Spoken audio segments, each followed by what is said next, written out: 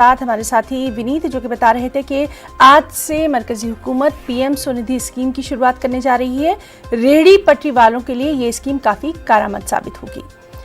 और अब बात करेंगे पेट्रोल और डीजल की, जिनकी बढ़ती कीमतों के खिलाफ आज आम आदमी पार्टी मुल्की सतह पर एहतजाज करने वाली है। जानकारी पार्टी लीडर गोपाल राय ने दी है। वाज़ेह है कि पेट्रोल और डीजल की कीमतों में कई दिनों से लगातार इजाफा देखा जा रहा है। खासतौर पर डीजल की कीमत है कि आसमान छूती जा रही है। ताहम 2 दिनों से दिल्ली में पेट्रोल और डीजल की कीमत में इजाफा नहीं हुआ है। और चलिए दिल्ली से हमारे साथ मौजूद है हमारी साथी रचना। आम आदमी पार्टी जो है वो आज जो पेट्रोल और डीजल की बढ़ती कीमतें हैं उनको लेकर एक लंबा एहतजाज करने का इरादा रखती है पूरे मुल्क में। क्या कुछ और तफसीलात?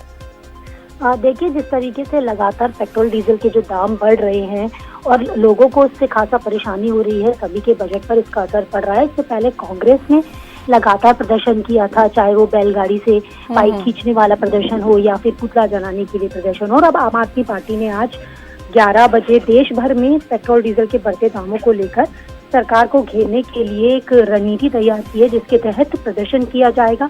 जाहिर सी बात है, जिस तरीके से लगातार पेट्रोल डीजल के दाम बढ़ रहे हैं तो दाम बढ़ने से चीजें जो हैं वो महंगी होंगी और जो आम जनता है उस पर भार पड़ेगा। इसी को देखते हुए ये प्रदर्शन आज किया जाएगा करीबन 11 बजे। कल जो दिल्ली सरकार के श्रम मंत्री हैं गोपाल राय, उन्होंने ट्वीट कर जानकारी दी थी जी। तो देखने वाली चीज होगी कि ये किस तरीके का प्रदर्शन होगा और क्या कुछ इसमें मांग की जाएगी आम आदमी पार्टी की तरफ। रचना, लेकिन ये भी खबरें आ रही हैं कि अगर जो स्टेट गवर्नमेंट है, जो रियासती हुकूमत है, वो चाहे तो कुछ हद तक कमी की जा सकती है।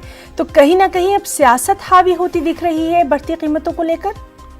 बिल्कुल, जिस तरीके से पहले बीजेपी अध्यक्ष आदेश कुमार गुप्ता ने कहा था कि जो दाम बढ़ रहे हैं उसके पीछे दिल्ली सरकार अगर इसका वैट कम करती है तो वो दाम में जो कमी है वो लाई जा सकती है। लेकिन अब केंद्र सरकार को घेरते हुए आम आदमी पार्टी खुद प्रदर्शन पर उतरने की वाली है, सड़कों पर उतरने वाली है। तो जाहिर सी बात है कि दोनों ही सरकारें आमने सामने हैं, क्योंकि यहाँ पर राजनीति जरूर हो रही है लेकिन खामियाजा सिर्फ जो आम जनता है उसको भुगतना। बिल्कुल, आपने ठीक कहा कि खामियाजा बढ़ती महंगाई का आम आदमी को ही उठाना पड़ रहा है। बहुत बहुत शुक्रिया रचना तमाम तर जानकारी के लिए। और 11 बजे किस तरह से इस पूरे एहतजाज की शुरुआत होगी उस पर भी लगातार नजर बनी हुई है।